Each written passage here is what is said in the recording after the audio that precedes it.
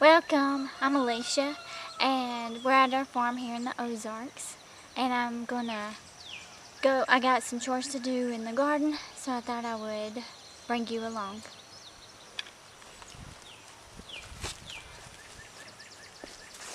We're doing a lot of work in the garden. It's kind of crazy right now. We have strawberries here, which we're gonna remove all of those.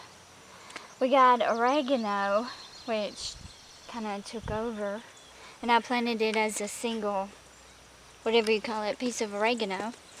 And we have cardboard on the ground. We're gonna cover it with deep hay and kind of doing root stout and permaculture method. Here we have, my husband built this trellis, and we use twine and these clips to hold them up, and they work really well. And I've interplanted some basil amongst the tomatoes. It kind of cuts down on some pests. So let me show you the cucumbers. Here's our row of cucumbers, but we have discovered we don't have enough to be able to make pickles for the year. So we're going to do another row, which means, okay, whenever I planted this oregano, I did not know it would get this big. I should have did more research, but I'm going to have to dig out some of the oregano here. And we have carrots in there, back there, and it's time to pull up the carrots. So I'll do another row of cucumbers right here. I have some butter beans that were passed down from my grandma. And I have interplanted some dill and fennel. Toasty basil was self-seeded. And I did have some cilantro, but it's gone to seed. But all of that interplanting kind of helps cut down on pests and on grass when you plant really close. Excuse me. Here we have, we've just sown some, we did herbs, and I did a lot of rainbow chard in this area.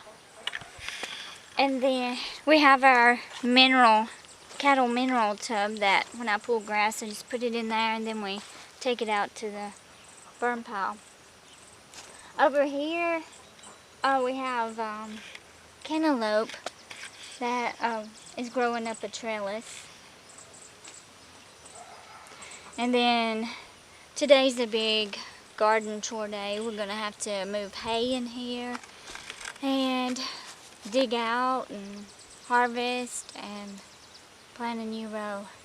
So it's going to be a long day. Let me show you our new Solar Dehydrator that I'm so excited about. We just got it yesterday.